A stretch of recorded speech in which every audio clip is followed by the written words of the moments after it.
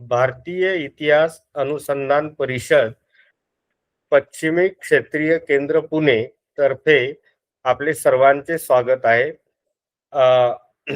भारतीय जनजातीय गौरव वर्ष या निमित्त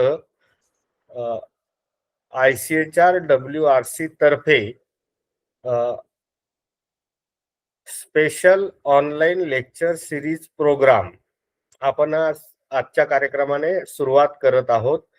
तर आजचे वक्ते आपल्या सोबत आहेत प्रोफेसर शामराव कोरेटी, हेड आणि professor in department of history, राष्ट्रसंत तुकडोजी महाराज, नागपूर युनिव्हर्सिटी. सरांचा सर्व अभ्यासाचा विषय खास करून ट्रायबल हिस्ट्री, ट्रायबल जमातींचे इतिहासातील योगदान या विषयावर आपण सर्वांनाच सरांविषयी माहिती आहे. तर मी अधिक वेळ न घेता सरांना विनंती करेल की आजचा जो आपला अपरायझिंग जो विषय, अतिशय सुंदर विषय सरांनी आज सुचवलेला आहे की भारतीय राष्ट्र निर्मितीमध्ये आदिवासींचे योगदान. तर मी सरांना विनंती करेल की सर आपण कृपया व्याख्यानास सुरुवात करावी. धन्यवाद सर, प्लीज. नमस्कार. सरांनी या ठिकाणी माझा परिचय ज्या पद्धतीने दिला त्यानुसार आज आपल्या व्याख्यानाला मी या ठिकाणी आपल्या सर्वांसाठी प्रस्तुत करत आहे. आणि भारतीय राष्ट्र निर्माणामध्ये जरी आदिवासींचा योगदान असला तरी आपण त्याला थोडस मध्य भारतातील आदिवासी समाजाचा राष्ट्र निर्माणात योगदान या दृष्टिकोनातून आपण बघू, जेणेकरून त्या विषयाला मला न्याय देता येईल. खर तर हा जो विषय आहे आपल्या सगळ्यांसाठी जिव्हाळ्याचा विषय आहे. कारण आदिवासी समुदाय हा ज्या पद्धतीने मुख्य प्रवाहात यायला पाहिजे होता, इतिहासाच्या पुस्तकामध्ये म्हणा किंवा आपल्या नॅरेटिव्ह मध्ये आपण जे काही चर्चासत्र घेतो त्यामध्ये, पण त्याचं योगदानाबद्दल कुठेही आपल्याला लिखित स्वरूपात आढळत नसल्यामुळे अनेकदा आपण त्या समाजाबद्दल किंवा त्या समुदायाबद्दल जी आपली कल्पना आहे ती अशीच आहे की जंगलात राहणारा हा समुदाय आहे, याचा इतिहासात आपल्याला कुठे योगदान दिसत नाही. अशाच प्रकारची समज किंवा चित्रपटांच्या माध्यमातून आपण त्यांना ऐकलेलो असतो किंवा बघितलेला असतो. आणि त्यामुळे आपल्याला आदिवासी समुदायाप्रती एक सहानुभूती असते, पण त्याबद्दल आपल्याला खरी माहिती नाही. आणि म्हणूनच मला असं वाटलं की आपल्याला हेही माहित असलं पाहिजे की ऐतिहासिक दृष्टिकोनातून ह्या समाजाचा आपल्या भारत राष्ट्राच्या निर्माणामध्ये कशा प्रकारचं योगदान आहे. आणि खरं तर म्हणून त्या विषयावर मला या ठिकाणी व्याख्यान देणे आज या ठिकाणी आवडणार. मित्र हो, आपल्याला माहितच आहे की ज्यांना आपण धरती का आबा भगवान बिरसा मुंडा ह्या नावाने ओळखतो, त्या व्यक्तीला अनुसरून माननीय तत्कालीन पंतप्रधानांनी 2022 मध्ये 15 नोव्हेंबर हा दिवस जनजाती गौरव दिन म्हणून घोषित केला. आणि तिथूनच खऱ्या अर्थाने जनजाती समुदाय म्हणा किंवा आदिवासी समुदाय ह्याचा बद्दलची माहिती सर्वदूरपर्यंत पोहोचू लागली. आणि आजही अनेक ठिकाणी ह्या संदर्भातील माहिती आपल्याला जे काही मिळत आहे तर त्यामुळेच, कारण 2022 पासून हे वर्ष साजरा करण्याची परंपरा सुरू झाली आणि त्यातूनच आपल्याला हा इतिहास नव्याने समजू लागला. मित्र हो, साधारणपणे आदिवासी समुदायाबद्दल आपली जी कल्पना आहे आणि आपणही ऐकलेलो आहोत आणि आपला जो काही एक विचार निर्माण झालेला आहे तो असाच आहे की आदिवासी समुदाय हा नुसतं जंगलात राहतो. तर मला या ठिकाणी सांगावं असं वाटते की आदिवासी समुदाय हा नुसतं जंगलात नसतो, तो सर्वत्र आपल्याला आढळेल. तो वाळवंटामध्ये असतो, तो हिमालयाच्या मोठ्या पहाडामध्ये आहे, तो अंदमान निकोबार सारख्या आयलँड्स मध्ये राहतो, तो मध्य भारतातील जंगलामध्ये आणि मैदानी भागामध्ये सुद्धा तो आढळतो. आणि म्हणून ज्या ज्या क्षेत्रामध्ये मानवी आपण म्हणू की उत्क्रांती झालेली आहे आणि ज्या ज्या ठिकाणी तो वसतो त्या सर्वत्र तो आहे, हे सगळ्यात आधी आपण समजून घेतलं पाहिजे. आणि म्हणून मध्य भारताची जेव्हा आपण कल्पना करतो तेव्हाही आपल्या हे लक्षात असलं पाहिजे की मध्य भारत घडवण्यामध्ये या समुदायाला, ज्यामध्ये मुख्यतः मध्य भारतामध्ये सापडणारे जे समुदाय आहेत, एक गोंड समुदाय, ज्यामुळे मध्य प्रांतातील किंवा मध्य भारतातील गोंडवन अशा प्रकारचा एक शब्दप्रयोग आपण ऐकले असणार.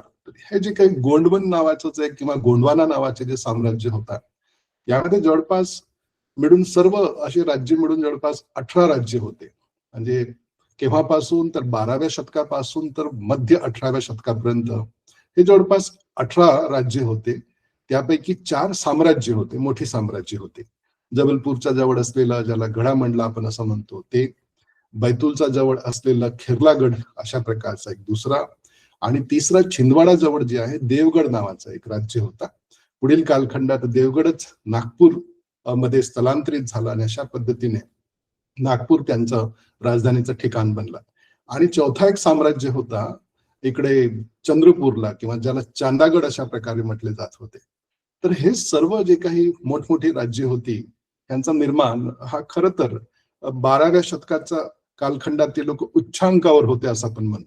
म्हणजे तो कालखंड कोणता होता, ज्या कालखंडामध्ये ब्रिटिश समुदाय हा ग्रामीण समुदायामध्ये जीवन जगत होता.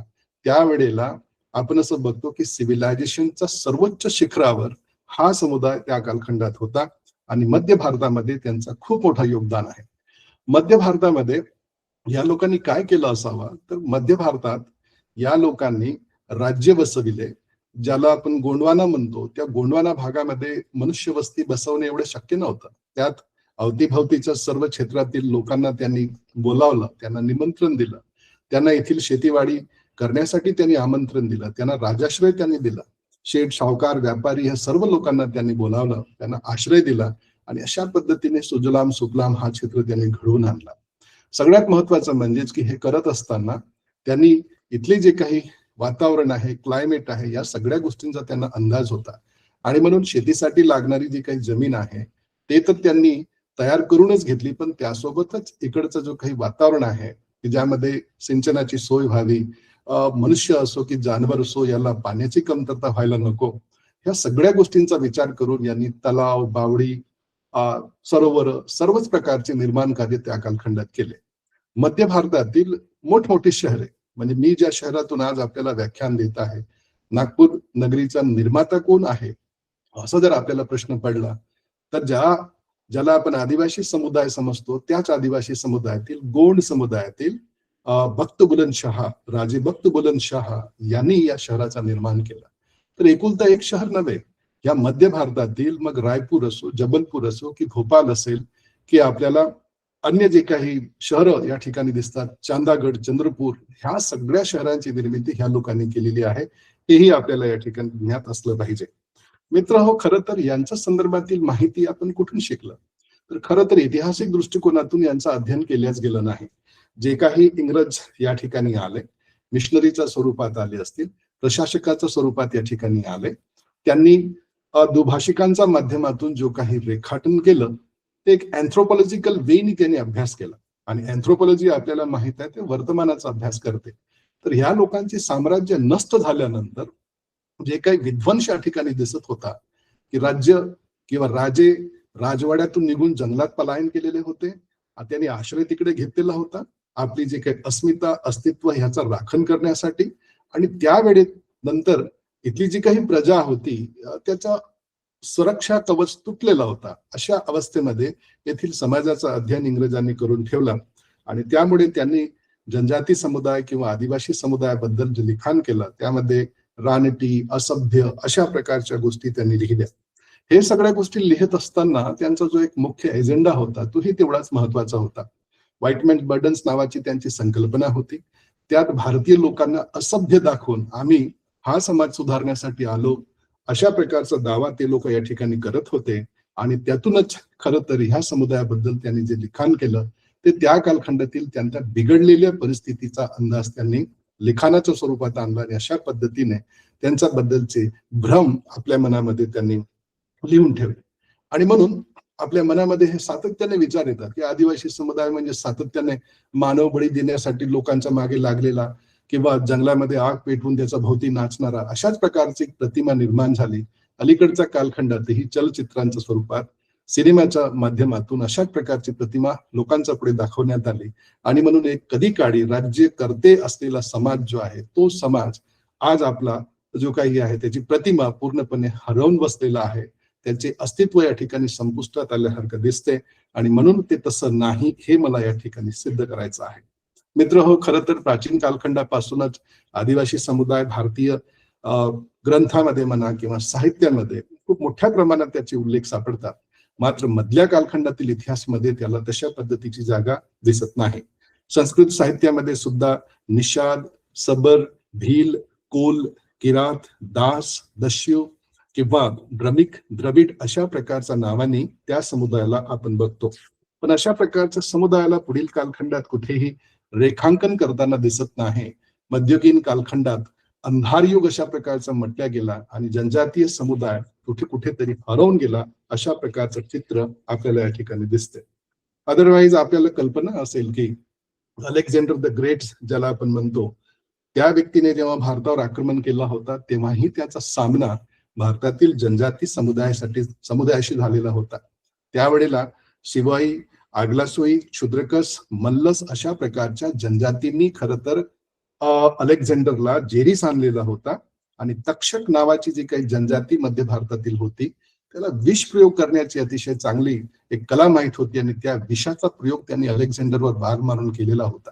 आणि त्यामुळे अलेक्झांडरला पुढील कालखंडात लखवा मारला आणि त्या लखवानंतर दुरुस्त करणारा सुद्धा आदिवासी समुदायातीलच एक व्यक्ती होता आणि त्या व्यक्तीमुळे त्याला लाईफ मिळाला. म्हणून अलेक्झांडर द पुलिंद नावाचा एक टायटल त्यांनी स्वतःला दिलं, कारण पुलिंद अशा प्रकारची एक जनजाती या ठिकाणी राहत होती जे त्या विषाचा अँटिडोट त्याच्याकडे होता आणि म्हणून आपल्या दुसऱ्या लाईफला अलेक्झांडरने त्यांच्या नावाने समर्पित केलं, अशा प्रकारचे उल्लेख आपल्याला सापडतात. एवढेच नाही तर मित्र हो, कौटिल्य किंवा चाणक्य किंवा विष्णुगुप्त यांनीही आपल्या अर्थशास्त्र नावाच्या पुस्तकामध्ये अनेक ट्राईब्सच्या बद्दलची माहिती दिलेली आहे. चंद्रगुप्ताला जेव्हा तो या ठिकाणी एक प्रेरणा देत असतो की कशा पद्धतीने धनानंदला पराजित करता येईल, मगध साम्राज्यावर आपली सत्ता प्रस्थापित करता येईल, त्यावेळेला तो त्यांना सल्ला देतो की जोपर्यंत वनामध्ये असलेले आट्विक साम्राज्य म्हणजे वन्य जातींचे साम्राज्य, ज्यामधून धनुष्यधारी आणि त्यानंतर हस्ती सेना धारक अशा प्रकारच्या राज्यांच्या चंद्रगुप्त मौर्याला जोपर्यंत साथ मिळणार नाही तोपर्यंत तो मगध साम्राज्य जिंकू शकत नाही, अशा प्रकारची सूचना कौटिल्य त्याला करतो. आणि अशा पद्धतीने वन्य जमातींचे साम्राज्य किंवा राजे महाराजांनी त्यांच्या शक्तीची आपल्याला या ठिकाणी प्रचिती येते. एवढेच नाही तर महाराणा प्रतापच्या कालखंडात सुद्धा मुघलांसोबत लढताना हल्दीघाटीच्या लढाईमध्ये ज्या लोकांनी खर तर त्या ठिकाणी त्याला टक्कर दिली होती आणि ते होते तेथील भिल्ल सेना, जसं भिल्ल राणा पुंजा अशा प्रकारचं त्यांचं नाव होता. आणि यांच्यामुळे खरं तर त्यांना या ठिकाणी ते युद्ध जिंकता आलं नाही मुघलांना, अशा प्रकारचं चित्र दिसते. याशिवायही औरंगजेब असो की मग शेरशाह सुरी असो, यांच्या विरोधात लढण्यासाठी सुद्धा सदैव तत्पर असलेले भिल्ल जातीचे सैनिक आणि त्यानंतर गोंड जातीचे सैनिक आपल्याला वेळोवेळी दिसतात. तसेच आपल्याला मध्य भारताच्या दृष्टिकोनातून किंवा महाराष्ट्राच्या इतिहासाच्या दृष्टिकोनातून आपण जर विचार केला समजा, तर छत्रपती शिवराय यांच्याबद्दल आपल्या सगळ्यांना आदरच आहे. शिवाजी महाराजांचा साम्राज्य पहाडावरून चालत होता आणि या पहाडावर राहणारे जे ठक्कर आहेत, महादेव कोळी आहेत किंवा वारली आहेत, छत्रपती शिवाजी महाराजांचे सैनिक होते, हे आपण या ठिकाणी मान्य करतो. आणि म्हणूनच शिवाजी महाराजांच्या मावळ्यामध्ये आदिवासी समुदायाचा किंवा भिल्ल समुदायाचा खूप मोठा या ठिकाणी काय म्हणू आपण त्याला की त्यांचं योगदान होता, अशा प्रकारचं चित्र आपल्याला दिसून येतं. आग्र्यामधून जेव्हा सुटून छत्रपती शिवाजी महाराज परत दख्खनकडे येत होते त्यावेळेला मध्य भारतामध्ये गोंड राजांचेच साम्राज्य होते आणि असे म्हणतात की गोंड राजांच्याच सुरक्षा कवच मध्ये ते परत दख्खनला सुखरूप पोहोचले, अशा प्रकारचे हे दाखले अलीकडच्या कालखंडात सापडतात. आणि बहुतेक त्यामुळेच छत्रपती शिवरायांनी कधीही मध्य भारतातील गोंडवानामधील राज्यावर आक्रमण केलेले आपल्याला दिसत नाही, हेही आपण या ठिकाणी समजून घेतले पाहिजे. आता हा सगळा जुना इतिहास आपल्या समक्ष सांगण्याचं पाठीमागे कारण काय आहे? कारण यासाठी आहे की ह्या लोकांनी कशा पद्धतीने मध्य भारतातील किंवा भारतातील राष्ट्र निर्माणामध्ये योगदान कशा पद्धतीने केलं, हे आपल्याला समजून घेण्यासाठी त्यांची ऐतिहासिक पार्श्वभूमी या ठिकाणी समजणे अतिशय महत्वाचं आहे. आणि म्हणूनच एका लोकतांत्रिक पद्धतीने या लोकांनी इथले साम्राज्य चालवले. यांनी कुठल्याही म्हणजे अवस्थेमध्ये असं सापडत नाही उदाहरण की या लोकांनी कुठे लुटालूट केलेली आहे, अति जास्त शोषण त्यांनी केलेलं आहे, दुसऱ्याचे साम्राज्याने हिसकावलेले आहेत, एकमेकाचे कत्तली त्यांनी खूप मोठ्या प्रमाणात घडवले आहेत. अशा प्रकारचा इतिहास गोंड राजांचा किंवा आदिवासी समुदायाचा मध्य भारतात आपल्याला सापडत नाही. आणि म्हणूनच ह्या लोकांनी स्वतःच्या मेहनतीने, स्वतःच्या परिश्रमाने ह्या लोकांनी साम्राज्य निर्माण केलेले होते, तेही या ठिकाणी तेवढेच महत्वाचे आहे. पण पुढील कालखंडामध्ये काही गोष्टी अशा घडल्या, ह्यांच्यापेक्षा आधुनिक अवजार आणि हत्यार पकडून आलेले जे आक्रमक होते त्यांच्या पुढे यांचा टिकाव लागला नाही आणि त्यामुळे यांना मागे सरावं लागलं, अशा प्रकारची स्थिती. आणि त्यामुळेच हे आदिवासी समुदायातील जे काही राजा होते त्यांचे महल त्यांच्यापासून सुटले आणि ते जंगलामध्ये गेले. एवढेच नाही तर त्यांचे हाती घोडेवर बसणारे हे लोक पैदल झाले. राजपथावरून एकदम बिलकुल पथरील्या असलेल्या रस्त्यावर ते लोक आले. सत्ताधीशापासून ते रंक बनले आणि सदनतेपासून ते निर्धनतेकडे गेले. अशा प्रकारचं चित्र मध्ययुगीन कालखंडामध्ये घडलेलं आपल्याला दिसते. अन्यथा सुलतानशाहीचा कालखंडाचे हे लोक समकालीन होते, मुघलांच्या कालखंडातील हे समकालीन होते, मराठा इतिहासाच्या कालखंडात हे लोक समकालीन होते, इंग्रजांच्याही राजवटीच्या कालखंडात आदिवासी समुदायातील राजा मध्य 18व्या शतकापर्यंत समकालीन होते. अशा प्रकारचे दाखले क्वचितच आपल्याला आढळतात, कारण अशा प्रकारचा इतिहास आपल्या लिखाणामध्ये किंवा वाचनामध्ये आलेला सापडत नाही. पुढील कालखंडात आपली अस्मिता, आपले अस्तित्व वाचवण्यासाठी हा जो समुदाय आहे हा जंगलाकडे जातो आणि त्यानंतर मात्र परिस्थिती पूर्णतः बिघडते. जंगलात गेलेल्या या समुदायाला अध्ययन करण्यासाठी जेव्हा अँथ्रोपोलॉजिस्ट, प्रशासकीय अधिकारी जंगलामध्ये जातात तेव्हा त्यांचा जो चित्र तयार होतो तो मात्र मागासलेले लोक असतात, आदिवासी लोक आहेत, निसर्ग पूजन करतात, दगडधोंड्याला मानणारे लोक आहेत. अशा प्रकारच्या खूप साऱ्या गोष्टी इंग्रजांच्या कालखंडात लिहिल्या गेल्या. पुढील कालखंडामध्ये जे काही प्रशासकाची आणि त्यानंतर जे काही संशोधकाची पिढी तयार झाली त्यांनी सुद्धा ह्या सगळ्या घटनांचाच पुनरुच्चार केला आणि लिखाणामध्ये, साहित्यामध्ये, इतिहासामध्ये तशाच प्रकारची प्रतिमा त्यांची बनून राहिली. आणि त्यामुळे अलीकडच्या कालखंडात आपल्याला खरं तर ह्या सगळ्या घटनाक्रमांचा रिव्ह्यू करणे या ठिकाणी अतिशय महत्वाचं आहे. ह्याच हेतूने ऐतिहासिक पार्श्वभूमी मी आपल्या सगळ्यांच्या समक्ष या ठिकाणी मांडत होतो. मित्र हो, खरं बघितलं तर हा जो समुदाय आहे अशा पद्धतीने आपले जे काही राजपाट आहे ते गेल्यानंतर इंग्रजांच्या कालखंडात त्यांनी ज्या पद्धतीने भूमिका बजावलेली आहे तेही आपण या ठिकाणी ऐकावं असं मला या ठिकाणी वाटतंय. मी या ठिकाणी सांगितलेलं होतं की गडामंडलाचा राज्य असो की खेरलागडचा असो की देवगडचा असो की चांदगडचा असो, ह्या व्यतिरिक्त ह्या लोकांनी अन्य वेगवेगळ्या ठिकाणी छोटे मोठे स्वरूपातील राज्यामध्ये टोटल 18 राज्यामध्ये त्यांनी राज्य केलेला होता असं आपण या ठिकाणी बघतो.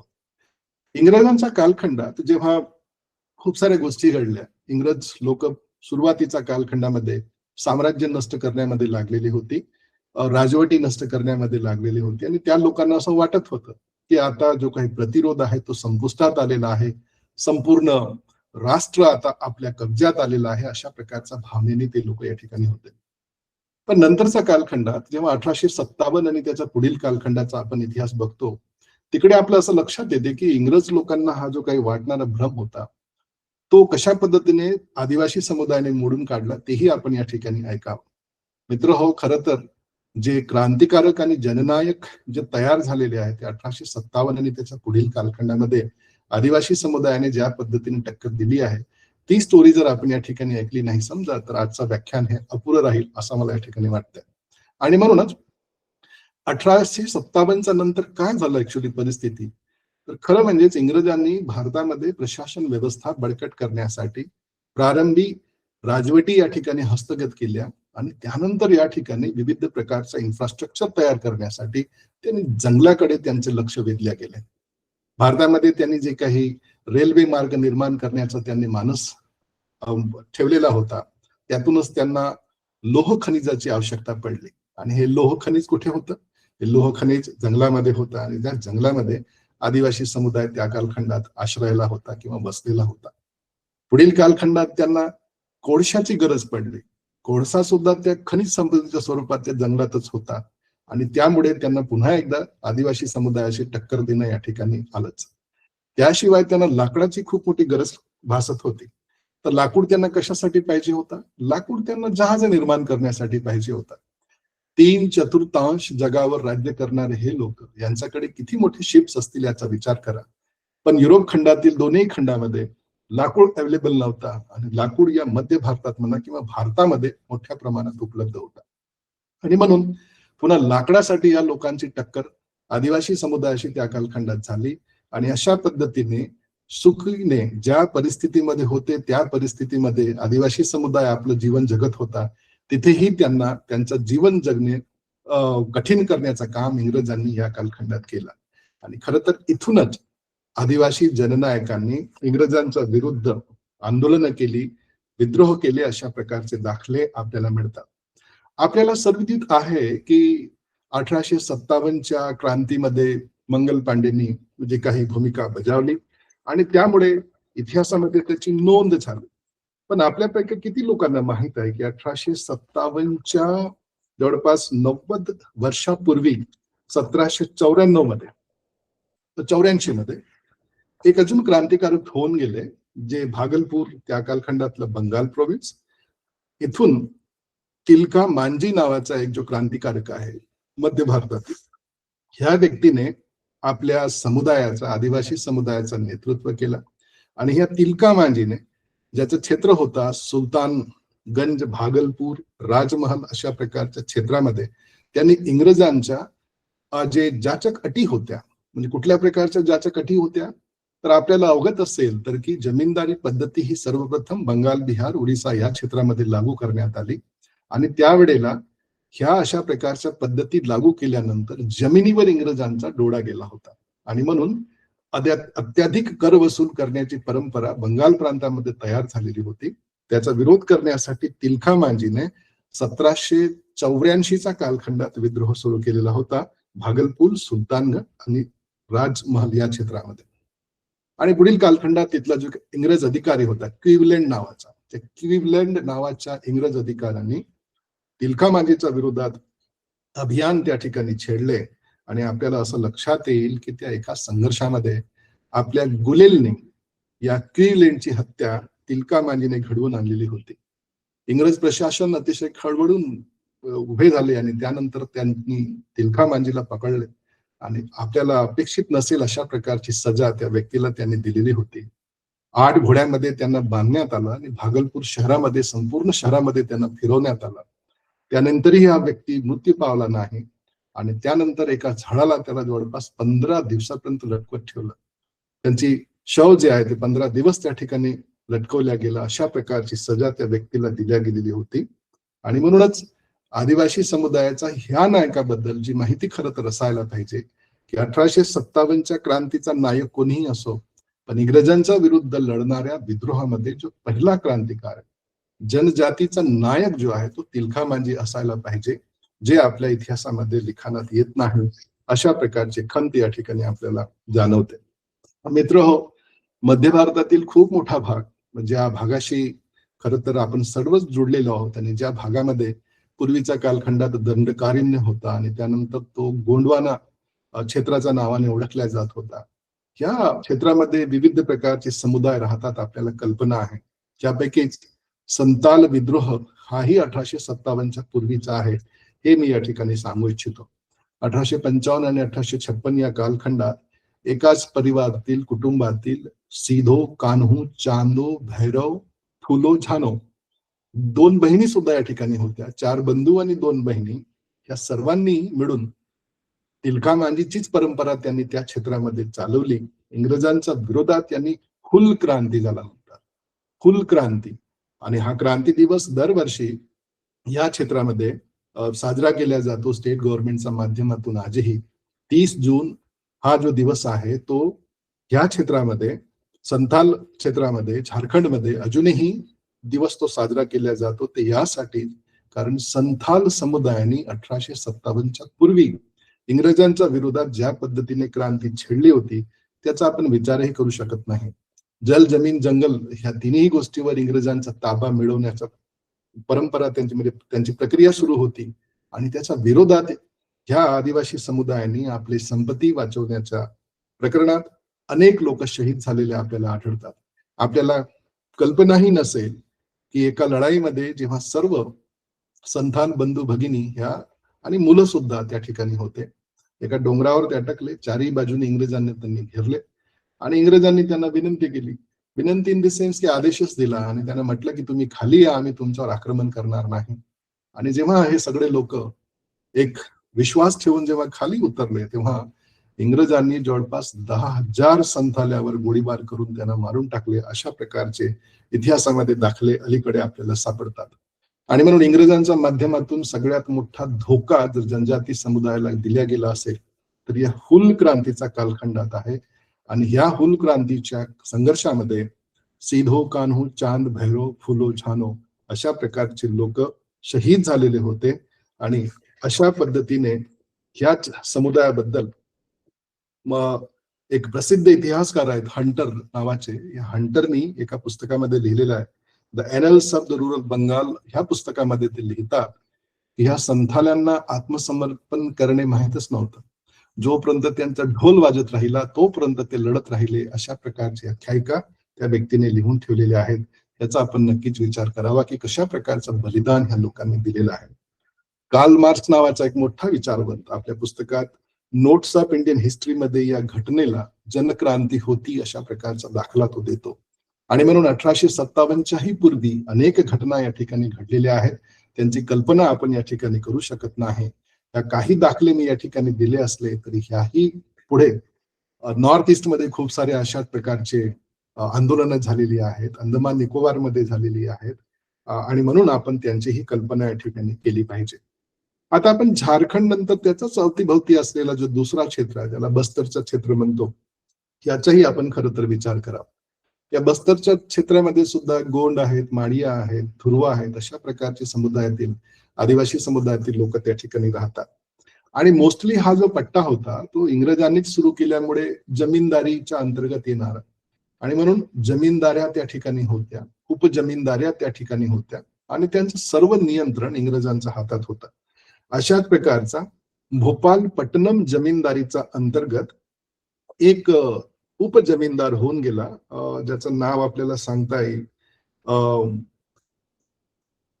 यामध्ये ब्रिटिशांच्या विरोधात लढत असताना एक भैरवदेव आणि दलगंज सिंह अशा प्रकारचे काही राजे त्या क्षेत्रामध्ये सुद्धा होते. तर त्यांची जी दमन नीती होती त्याच्या विरोधामध्ये एक लिंगागिरी नावाचा एक तालुका होता आणि त्या तालुक्यातील जो नायक होता, आदिवासी नायक, ज्याचं नाव धुरवा राव अशा प्रकारचा होता.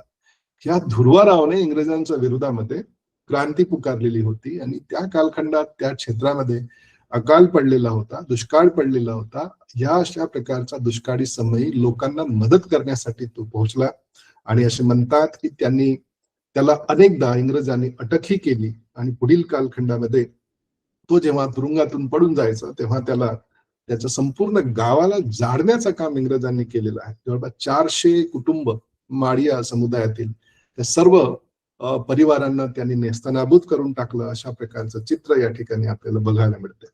पुढील कालखंडात मात्र या धुरवारावला पकडला गेला आणि 5 मार्च 1856 रोजी त्याला फाशी देण्यात आली आणि त्याचा जो काही तालुका होता, उपजमीनदारी होती, ते त्या भैरवदेव आणि दलगंज सिंह ह्या जे काही जमीनदार होते त्यांना देण्यात आला. अशा प्रकारची आपल्याला यांची स्टोरी आढळते, ऐतिहासिक दस्तऐवज आढळतात. याशिवाय त्याच्या शेजारी असलेला अजून एक क्षेत्र होता ज्याला संबलपूर म्हणतो आपण. संबलपूरमध्ये सुद्धा एक सुरेंद्र साय गोंड नावाचा एका जमीनदाराचा त्या ठिकाणी वर्चस्व होता.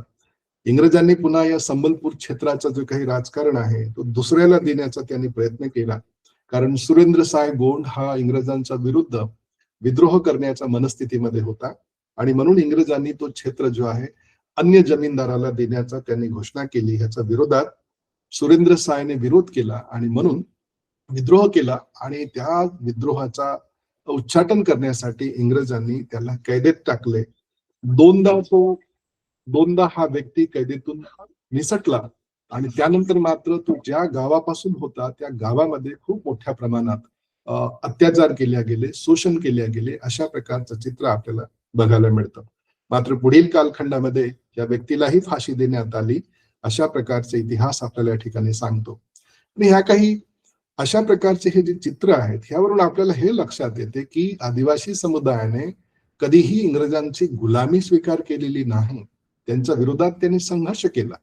आपल्याला माहित होतं की इंग्रज लोक अतिशय बलवान आहेत, त्यांच्याकडे अस्त्रशस्त्र आहेत, शिस्तबद्ध अशा प्रकारचं सेना त्यांच्याकडे आहे.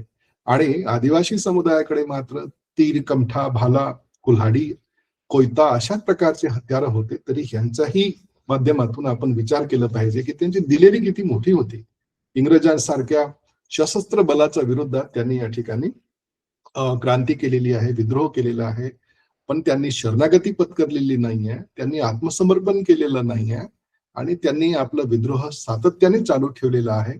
जरी का ते हरले असतील पण त्या लोकांनी गुलामी स्वीकार केलेली नाही, अशा प्रकारचं चित्र ह्या समुदायाचा बद्दल आपल्याला आढळते. याशिवाय एकच उदाहरण आपल्याला सांगता येईल की गळामंडला नावाचा जो क्षेत्र होता तिकडचा जो शेवटचा राजा आहे, 1857च्या क्रांतीमध्ये तो सहभागी झालेला होता. त्याचं नाव होता राजा शंकरशहा आणि त्याच्या मुलाचं नाव होता रघुनाथ शहा. 1857च्या क्रांतीमध्ये ह्या व्यक्तीने काय करावं, तर असे म्हणतात की राजा शंकरशहा यांना कविता खूप चांगले करता येत होते. तर कवितेच्या माध्यमातून जनक्रांती घडवून आणण्याचं काम या व्यक्तीने केलेला होता. मात्र तिथला जो एक इंग्रज अधिकारी होता क्लार्क नावाचा, त्या क्लार्क नावाच्या व्यक्तीने आपले काही माणसं पेरले होते. त्या माणसांच्या माध्यमातून तो कविता समजून घ्यायचा, त्याचा संदेश समजल्यानंतर राजाच्या विरोधात तो कारवाई करायचा, अशा प्रकारचं चित्र आपल्याला दिसून येते. मात्र ह्या सगळ्या भानगडीमध्ये राजा मात्र आणि राजपुत्र हे दोघेही आत्मसमर्पण करण्यासाठी तयार नव्हते. क्लार्कने त्यांच्या पुढे काही अटी शर्ती सुद्धा पुढील कालखंडात ठेवल्या. त्यांच्या पुढे एक पहिली होती की इंग्रजांसोबत त्या लोकांनी संधी करावी. इंग्रजांसोबत एक दुसरी अट होती की इंग्रजांचा धर्म आहे तो त्यांनी स्वीकारावा. आणि तिसरा होता की ब्रिटिशांकडून त्यांनी पेन्शन घ्यावा. मात्र राजांनी ह्या तिन्ही गोष्टींना धुतकारल्यानंतर त्यांना अरेस्ट करण्यात आलं आणि अरेस्ट केल्यानंतर आश्चर्य वाटेल आपल्याला की परेड ग्राउंड म्हणून असलेल्या जबलपूरच्या मैदानामध्ये या दोन्ही पिता पुत्रांना तोफेमध्ये बांधल्या गेला. भारतीय इतिहासामध्ये मला असं एकही उदाहरण सापडत नाही ज्यामध्ये एखाद्या क्रांतिकारकाला तोफेचा तोंडी देऊन त्याची शरीर उडवण्यात आलेलं आहे. अशा प्रकारचा भयभीत करणारा चित्र एकमात्र हे जे काही राजा शंकरशहा आणि त्यांचा पुत्र जो होता रघुनाथ शहा यांच्यासोबत घडलेलं मला आठवते. आणि म्हणून ह्या क्रांतिकारकांनी, गोंड समुदायातील ह्या क्रांतिकारकांनी ज्या पद्धतीचा आपला एक बलिदान आणि शहिदी त्यांनी स्वीकारली होती, याचा असर त्या क्षेत्रातील अनेक क्षेत्रामध्ये, सागर आहे, दमोह आहे, सिहोर आहे, शिवनी आहे, छिंदवाडा आहे, मंडला आहे, बालाघाट आहे, नरसिंगपूर आहे, या सर्व क्षेत्रामध्ये आपल्याला पाहायला मिळतो. आजही त्यांच्या त्या बलिदान दिवसाला दरवर्षी 18 सप्टेंबर या दिवशी जबलपूरमध्ये त्यांचा ह्या बलिदानाच्या बद्दल एक कार्यक्रम त्या ठिकाणी होत असतो आणि त्या पिता पुत्रांचे पुतळे त्या मैदानामध्ये आजही आपल्याला साक्ष देतात त्यांच्या बलिदानाबद्दलची. पण आपल्या इतिहासामध्ये त्याला त्या पद्धतीने आपण रेखांकन केलेलं नाही, हेही तेवढं स्पष्ट आहे. याशिवाय अनेक अशा प्रकारचे उदाहरण सापडतील. मध्य प्रदेशमध्ये सुद्धा निमाड आणि बडवानी अशा प्रकारचे क्षेत्र आहेत आणि या क्षेत्रामधून कवर समाज जो आहे, मागासलेल्या समाजापैकीचे एक आपण समजतो, कवर समाजातील काही नेतृत्व या ठिकाणी पुढे आपल्याला दिसतात, ज्यामध्ये सीताराम कवर हा अतिशय बहादूर, अतिशय देशभक्त अशा प्रकारचा व्यक्ती होऊन गेला. आणि मेजर किटिंग नावाचा इंग्रज अधिकाऱ्याच्या विरोधात त्यांनी कशा पद्धतीने संघर्ष केला होता आणि त्या संघर्षामध्ये तो मारला गेलेला होता, अशा प्रकारचा इतिहास आपल्याला सांगतो. हे सुद्धा 1858च्या क्रांतीच्या अवतीभोवती झालेली घटना आहे, हे आपण समजून घेतलं पाहिजे. कवर समाजातील हे जे काही नायक होते, हे लोक होलकर प्रशासनाशी संबंधित होते. होलकरांचे किल्ल्याचा राखण करणे, त्यांचा महसूल गोळा करणे, ह्या सगळ्या गोष्टी ते लोक करत होते. आणि अशा प्रकारचे हे निष्ठावान नायक जे आहेत त्यांनी इंग्रजांच्याही पुढील कालखंडात विरोध केलेला दिसतो. अशाच प्रकारचा एकच नायक भिलाला जनजाती, ज्याला पुन्हा एकदा आपण मागास समजतो, पण रघुनाथ सिंह मंडलोई नावाचा हा जो काही जननायक आहे, ह्या जननायकाने 1857च्या क्रांतीमध्ये मालवा प्रांत, निमाड प्रांत या क्षेत्रातील भिलाला समाजातील लोकांना एकत्रित करून इंग्रजांच्या विरोधात त्यांनी जे काही सैन्य संघटन केले आणि संघर्ष केला, अप्रतिम अशा प्रकारचं कार्य त्या व्यक्तीने केलेलं आहे.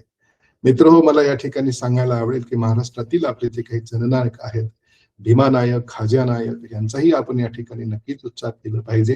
कारण या क्षेत्राशी जवळीक ते त्या कालखंडात होते आणि या क्षेत्रामध्ये यांनी सीताराम कंवर सोबतही मिळून त्यांनी इंग्रजांच्या विरोधात आक्रमण केलेले होते. याचा इतिहास आपल्या सगळ्याकडे आहे. आणि म्हणून सीताराम कंवर असो की रघुनाथसिंह मंडलोई असो की भीमा नायक असोत की ख्वाजा नायक असोत, हे सर्व आपल्यासाठी जनक्रांतीचे प्रतीक आहेत.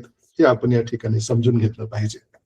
अशाच प्रकारचे अनेक लोक होऊन गेलेले आहेत. निलांबर, पितांबर अशा प्रकारचे झारखंड मधील त्या मागास क्षेत्रातून आलेले जे काही उराव, मुंडा, हो आणि खरवार अशा प्रकारच्या जनजाती समुदायामधून आलेले हे जनजाती नायक आहेत की ज्यांनी इंग्रजांच्या विरोधात पुन्हा एकदा जमीन जंगल सारख्या गोष्टीसाठी त्यांचा विरोध केलेला आपल्याला आढळतो.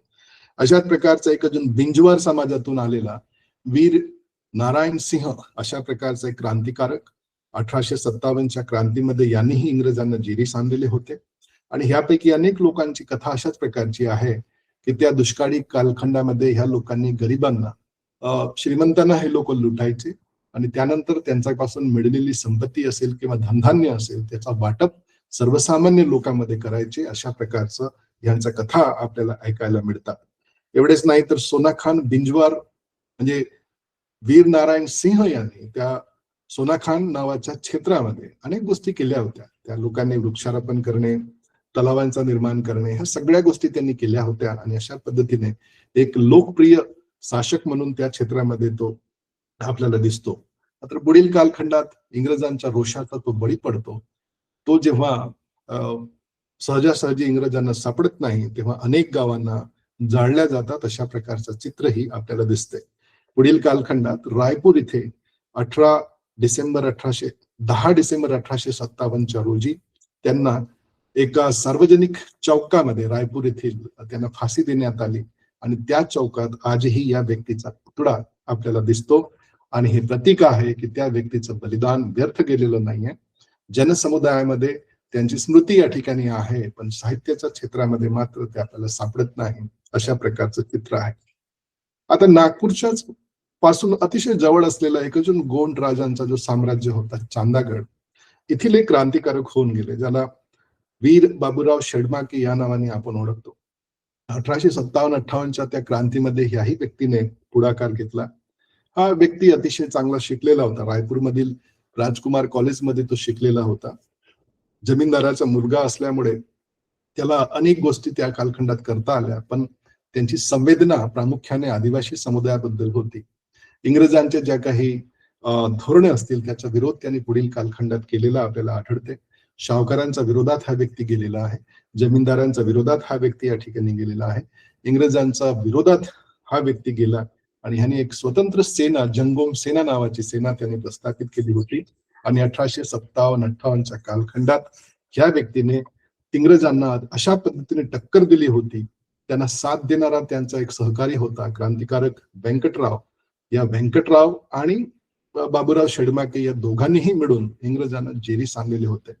अनेक अभियानामध्ये त्यांनी इंग्रजांना पराजितही केलेले होते. मात्र पुढील कालखंडात त्यांच्यासोबत धोका झाला आणि अहेरीची जमीनदारी लक्ष्मीबाई हिने त्यांना जेवणासाठी निमंत्रण दिलं. दुसरीकडे इंग्रजांना ही त्यांनी बोलावून घेतलं आणि अशा पद्धतीने बाबूराव शेडमाके पकडल्या गेला. अन्यथा बाबूराव शेडमाकेची कीर्ती एवढी मोठी पसरलेली होती, इंग्लंड पर्यंत ती गेलेली होती. 1000 रुपयाचं बक्षीस त्यांच्यावर जाहीर करण्यात आला आणि राणी व्हिक्टोरियाने त्याची दखल घेतलेली होती. अशा प्रकारच्या घटना म्हणजे ऐतिहासिक नोट्स आपल्याला अलीकडच्या कालखंडात सापडतात. तर मित्र हो, हा व्यक्ती पुढील कालखंडात पकडला गेला आणि चंद्रपूरच्या एका जेलच्या अवतीभवती म्हणजे तिथले जेल म्हणजेच तो जुना राजवाडा आहे आणि त्या राजवाड्यात एक पिंपळाचं झाड आहे. त्या पिंपळाच्या झाडाला लटकवून ह्या व्यक्तीला मारल्या गेलेला होता. मात्र हा व्यक्ती मृत्यू पावत नव्हता, हेही तेवढंच सत्य आहे. दोनदा दोर तुटली होती, तिसऱ्यादा त्याला लटकवल्या गेला तेव्हा त्याचा मृत्यू झाला आणि त्यानंतरही त्याचं शरीर जिवंत होऊ नये ह्या भीतीपोटी इंग्रजांनी चुन्याच्या घोलमध्ये त्याच्या शरीराला गलवलं आणि अशा पद्धतीने त्याची विल्हेवाट त्यांनी लावली. एका वीर बाबूराव शेडमाकेची भीती इंग्रजांना किती असावी ह्याचा विचार आपण या ठिकाणी करू शकतो. अतिशय निर्दयतेने त्या व्यक्तीला त्यांनी मारून टाकलेला होता, फाशी दिलेली होती. आणि आजही चंद्रपूर शहरामध्ये 21 ऑक्टोबर हा दिवस जो आहे शहीद दिनानिमित्त साजरा केला जातो आणि त्यामध्ये आदिवासी समुदायातीलच लोक नव्हे तर सर्व समुदायातील लोक त्या ठिकाणी उपस्थित राहतात आणि आपली श्रद्धांजली त्यांना बहाल करतात. अशाच प्रकारचा एक अजून व्यक्ती होऊन गेला 1878-1889चा कालखंड, ज्याला आपण तंट्या भिल म्हणतो. तंट्या भिल म्हणजे जनजातीय भिल समुदायातील तो नायक तर होताच, पण वेस्टर्न इतिहासकारांनी त्यांना एक जे नाव दिलेलं आहे ते अतिशय महत्वाचं आहे. ते म्हणतात की भारतीय रॉबिन हुड, अशा पद्धतीला त्याला त्यांनी नामकरण दिलेलं आहे. रॉबिन हुड म्हणण्याच्या पाठीमागे भूमिका अशी आहे की तंट्या भिल हे श्रीमंतांना लुटायचे आणि त्यानंतर त्याची विल्हेवाट पुन्हा एकदा गरिबामध्ये करायचे, अशा प्रकारचं त्यांचं ती प्रतिमा होती. एवढेच नाही तर तंट्या भिलांना मामा हा शब्दप्रयोग सुद्धा केला जातो. आता मामा म्हणण्याकडे काय कारण असेल तर मामा ह्यासाठी लोक म्हणत असत की ते अनेक मुलींचे विवाह स्वखर्चाने करत असत. म्हणजे जो काही जमा झालेला पैसा असेल त्याचा विल्हेवाट अनेक जे भिल समुदायातील मुली आहेत त्यांच्या लग्नामध्ये ते खर्च करत असत आणि म्हणून प्रेमापोटी अनेक भिल्ल महिला त्यांना मामा म्हणत असत. अशा प्रकारचे दाखले आपल्याला या ठिकाणी सापडतात. पुढील कालखंडात फितुरी झाली आणि त्यानंतर त्यांना पकडल्या गेलं आणि 1889 मध्ये फाशी देण्यात आली. अशा प्रकारचा हा जननायक तंट्या भिल सुद्धा मध्य प्रदेशातील खांडवा क्षेत्रातील होता आणि आज ह्या व्यक्तीची प्रतिमा इंदोर मधील एका चौकामध्ये त्याची प्रतिमा आपल्याला आजही बघायला मिळते. आणि त्यामुळे 2022 नंतर भारत सरकारने जे काही कार्य केलेले आहेत आणि जनजाती गौरवाचे जे काही पावलं उचलले आहेत त्यामध्ये हा सुद्धा एक महत्वाचं पाऊल उचललेलं आहे असं मला या ठिकाणी सांगावंसं वाटतं. त्याशिवाय मित्र आपल्या सगळ्यांना माहित असलेलं जे कॅरेक्टर आहे क्रांतिकारक जननायक बिरसा मुंडा, 1875 ते 1900 ह्या 25 वर्षाचा कालखंडात अतिशय कमी वयातला अशा प्रकारचा हा युवक 24 वर्ष आणि काही महिने 25 सुद्धा पूर्ण न झालेले अशा प्रकारचा ह्या व्यक्तीने सुरुवातीचा कालखंडात खरं तर लोकशाही पद्धतीनेच आपल्या समुदायाला सुधारणे, बिरसाईत नावाचा एक नवीन धर्म निर्माण करणे, ज्या काही कर्मकांड त्या समुदायामध्ये असतील त्यांना दूर करण्याचा त्यांनी प्रयत्न केलेला आहे. पण पुढील कालखंडात त्याला अरेस्ट होते.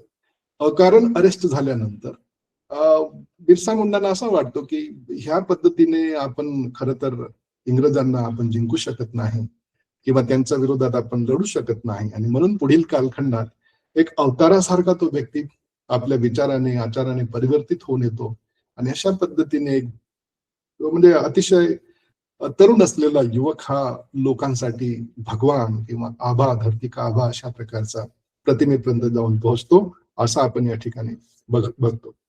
मुंडारी समुदायाचा नायक किंवा मुंडा समुदायाचा नायक म्हणून आपण बिरसा मुंडाला बघतोच आहोत. पण जल जमीन जंगल ह्या गोष्टीसाठी त्यांनी ज्या पद्धतीने लढा त्या कालखंडात दिला, त्यांचा लढा फक्त इंग्रजांच्या विरोधात नव्हता, मध्यस्थांच्या विरोधात होता, जमीनदारांच्या विरोधात होता, शाहूकारांच्या विरोधात होता, सरकारी यंत्रणेच्या विरोधात होता आणि ब्रिटिशांच्या विरोधात तर होताच. आणि ह्या सर्व लोकांना तो डिकू म्हणायचा. आपण ज्या पद्धतीनं आपल्यापासून काही हिरावून नेणाऱ्या व्यक्तीला डाकू म्हणतो, तसंच तो डिकू अशा प्रकारचा शब्द त्या कालखंडात करायचा. आणि अशा पद्धतीने त्यांनीही आपली एक सेना तयार केली आणि पुढील कालखंडात एक सशस्त्र क्रांती त्यांनी त्या क्षेत्रामध्ये घडवून आणली. क्रांती जरी या ठिकाणी फेड पडली असली आणि 9 जून 1900 मध्ये त्याला फाशी देण्यात आलेली असली तरी ह्या व्यक्तीचं चरित्र आणि त्याचं जे आचरण आहे ते आजही संपूर्ण देशातील आदिवासी समुदायासाठी प्रेरणादायी आहे हे आपण या ठिकाणी समजून घेतलं पाहिजे. आज हा व्यक्ती कुठल्या स्वरूपामध्ये जिवंत आहे तर ह्या व्यक्तीच्या नावाने एअरपोर्ट, ह्या व्यक्तीच्या नावाने कृषी विद्यापीठ, ह्या व्यक्तीच्या नावाने स्टेडियम, ह्या व्यक्तीच्या नावाने विद्यापीठ त्या क्षेत्रामध्ये अस्तित्वात आहेत आणि हीच खरी तर प्रचिती आहे आणि जनजाती गौरव आहे असं मला या ठिकाणी म्हणावं वाटतं. मित्रहो, याशिवाय अजून एक क्रांती झालेली आहे ज्याला गुंडाधूर नावाचा एक चरित्र होऊन गेला बस्तर मधल्या अतिशय मागासलेल्या क्षेत्रामध्ये. आणि ह्या गुंडाधूर नावाचा जो नायक आहे तो त्या क्षेत्रातील आदिवासी समाज भटरा, परजा, मुरिया, माडिया, हलबा, धाकड, गांडा, महरा अशा प्रकारच्या जनजातीयांचा तो नायक त्या ठिकाणी होता. आणि आपल्याला आश्चर्य वाटेल की हा अशा प्रकारचा व्यक्ती होता, जवळपास 35 वर्षाचा वय असेल त्या व्यक्तीचा.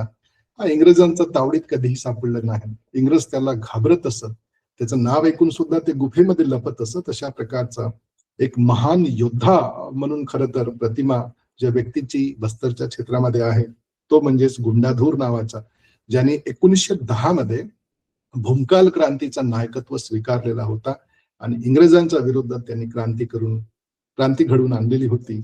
हा अशा पद्धतीचा नायक या ठिकाणी आपल्याला बघायला मिळतो. मात्र पुढील कालखंडामध्ये पुन्हा एकदा तेच की गुंडाधूरचं एक जे दहशत आहे तेवढी जास्त त्या कालखंडात होती. इंग्रज लोकांनी संपूर्ण बस्तर भागामध्ये धनुष्यबाण पकडून फिरणे, कुल्हाडी पकडून फिरणे ह्यावर बंदी घातली. ते या 1910च्या क्रांतीनंतर अशा प्रकारचं चित्र आपल्याला बघायला मिळतं. पण गुंडाधूर जरी इंग्रजांना त्या कालखंडात सापडला नसला तरी अनेक लोकांना त्यांनी जगदलपूरच्या चौकात फाशी दिलेली आहे. अनेक लोकांना त्यांनी रायपूरच्या तुरुंगात डांबले. अशा प्रकारचे दाखले अलीकडच्या कालखंडात आढळतात. हे आपण या ठिकाणी समजून घेतले पाहिजे. आता एवढे सारे क्रांतिकारक आपण या ठिकाणी बघतो आहोत, याला सांगण्याच्या पाठीमागे काय कारण आहे? त्याला कारण अशा प्रकारचं आहे की हे त्याच समुदायातून आलेले आहेत ज्यांचे पूर्वज कधी काळी या क्षेत्राचे मालक होते, राजे होते, राज्यकर्ते होते.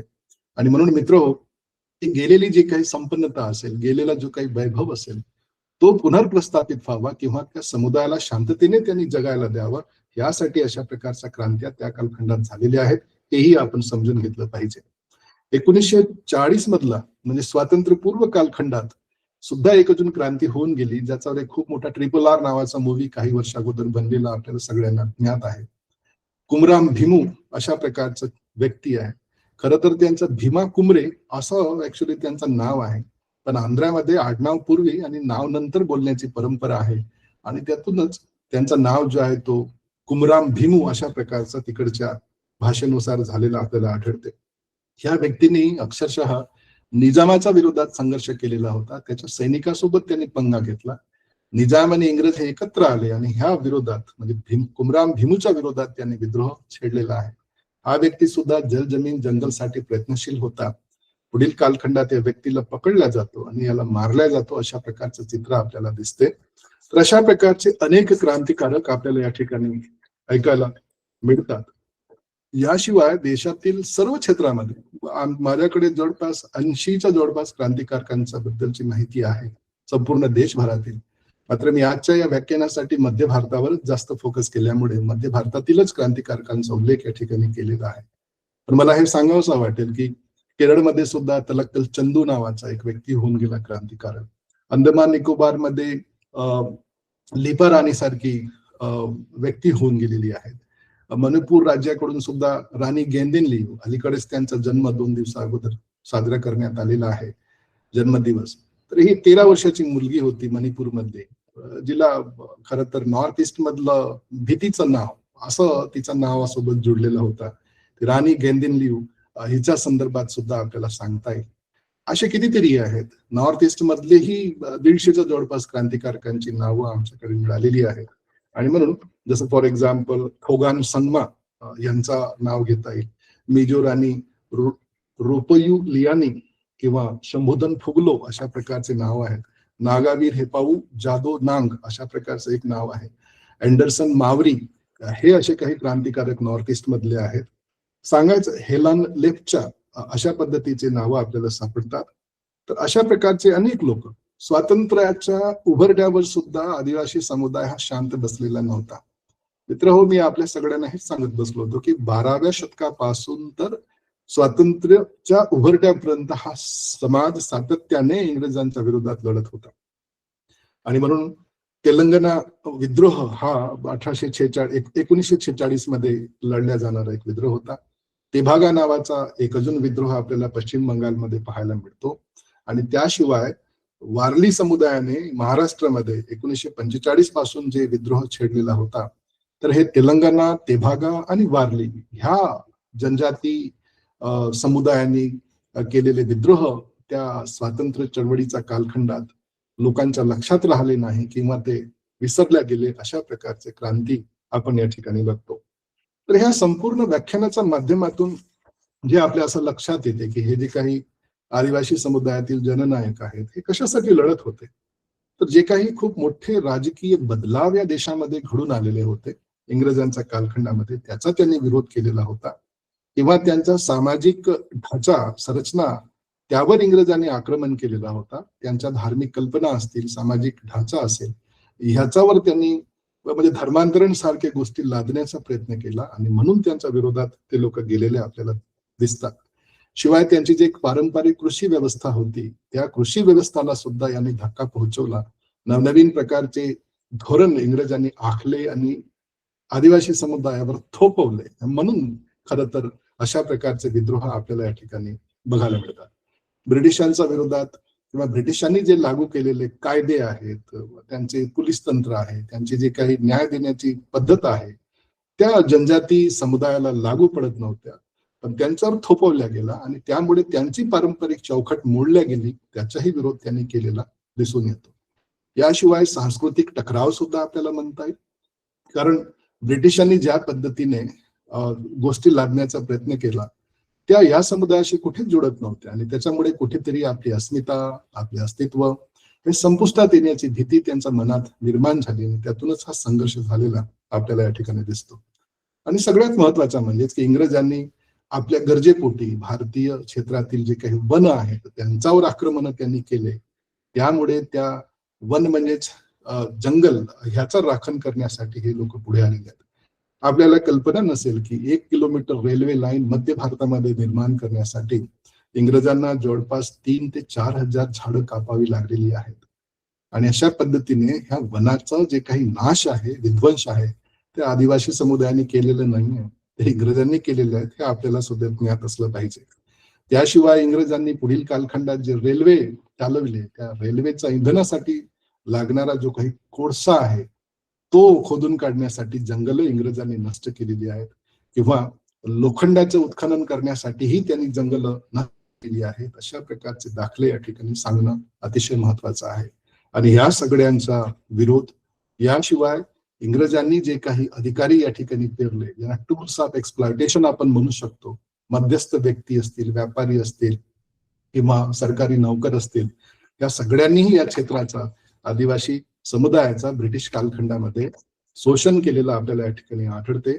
आणि म्हणून मित्रहो, ह्या इंग्रजांच्या विरोधात जे काही जनक्रांती झालेल्या आहेत, जननायक या ठिकाणी उदयास आलेले आहेत, ह्या सर्व लोकांनी आपली जे पूर्वीची वैभवता होती, संपन्नता होती, सुख संपन्नता होती, त्याला परत आणण्यासाठी पुन्हा एकदा संघर्ष म्हणून या ठिकाणी केलेलं आपल्याला आढळून येत आहे. म्हणजेच गोंडवाना कालखंडातील वैभव असेल ते परत आणण्याचा त्यांनी या ठिकाणी प्रयत्न केला. जंगलाबाबत तर त्यांचं हेच म्हणणं होतं की इथली शेतीवाडी, इथली नदी, इथले तलाव आम्ही बांधलेले आहोत, आम्ही कशाला टॅक्स द्यावा इंग्रजांना, हा त्यांचा या ठिकाणी दावा होता. परदेशी शासन असेल, त्यांचे कायदे असतील, त्यांचे निर्बंध असतील, ह्या आपण कशासाठी स्वीकारावा, असं ते लोक या ठिकाणी विरोधात म्हणायचे. आणि म्हणून इंग्रजांच्या विरोधात लाठी, काठी, तीर, कमठा, तलवार, गुलेल, कोयता, दगड सुद्धा प्रसंगी ह्या सगळ्या गोष्टींचा वापर त्यांनी केला. आणि म्हणून मित्र, मला या ठिकाणी सांगावंसं वाटते की आदिवासी समुदाय हा एक जन्मजात सैनिकासारखा आजही आहे. आपल्यापैकी अनेकांना ह्या कला अवगत माहीत नाही, पण हा समुदाय आधीपासूनच यांच्या संपर्कात राहून त्यांचं कौशल्य त्यांना ज्ञात आहे, हे आपण या ठिकाणी समजून घेतलं पाहिजे. त्यांच्या शरीरामध्ये खूप मोठा आपल्याला कापड दिसत नाही, त्यांच्या हातामध्ये खूप मोठे आधुनिक शस्त्र आपल्याला दिसत नाही, मात्र त्यांची दिलेली बघा, त्यांचं साहस बघा की जगातील सर्वोच्च बलवान अशा प्रकारच्या शक्तीच्या विरोधात अतिशय कमकुवत अशा प्रकारच्या शस्त्रांनिशी, अशा प्रकारच्या साधनांनी हे लोक लढायला या ठिकाणी तयार झालेले होते. मात्र दुःख वाटते की अशा प्रकारच्या ह्या नायकांची प्रतिमा आपल्या पुस्तकामध्ये इंग्रजांनी मात्र चोर, डाकू, लुटेरा, खलनायक अशा प्रकारच्या स्वरूपामध्ये केलेला आहे. आणि म्हणून हा जो काही राखण करणारा जो काही जननायक होता तो या ठिकाणी गुन्हेगार सारखा आपल्याला त्यांनी दाखवलेला आहे.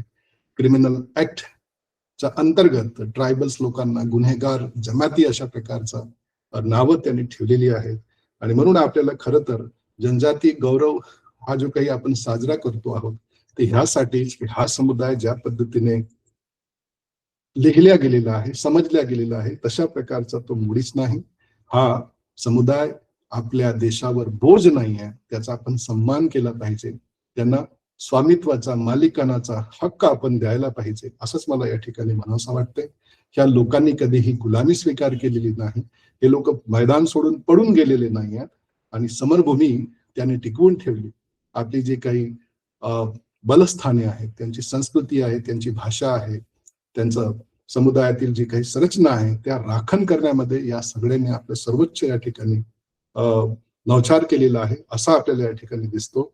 आणि म्हणून मित्र, खरं तर आज आपण ह्या समुदायाबद्दल त्यांच्या गौरवाच्या संदर्भात जे काही ऐकतो आहोत, जे काही आपल्याला समजून या ठिकाणी घ्यायचं आहे, तर हेच आहे की हा समुदाय भारतीय समुदायाचाच एक अभिन्न अशा प्रकारचा अंग आहे आणि या देशाचा राष्ट्र निर्माणामध्ये ह्याचा अमूल्य अशा प्रकारचं योगदान आहे. ह्या गोष्टी समजणे मला वाटते की ते अतिशय महत्वाचं आहे. आणि आपल्या सर्वांसोबत या सगळ्या त्यांच्या योगदानाची चर्चा करणे मला या ठिकाणी खूप आवडलं. मी आपल्या सगळ्यांचे या ठिकाणी आभार मानू इच्छितो आणि थांबतो. धन्यवाद.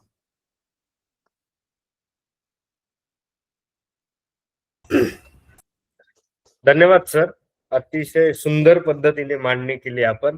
संपूर्ण मध्य भारतातील आदिवासींचे योगदान आणि राष्ट्र निर्मितीतील त्यांचे योगदान याविषयी आपण जी सविस्तर मांडणी केली. तर मी आपला ICHR भारतीय इतिहास अनुसंधान परिषद पश्चिम क्षेत्रीय केंद्रातर्फे आपले अतिशय मनपूर्वक आभार मानतो. आणि तसेच माननीय चेअरमन सर राघवेंद्र तंवरजी, मेंबर सेक्रेटरी ओमजी उपाध्याय आणि आमच्या कार्यालयाचे controlling officer Naushad Ali sir यांच्यातर्फेही आपले खूप धन्यवाद. मी या व्याख्यान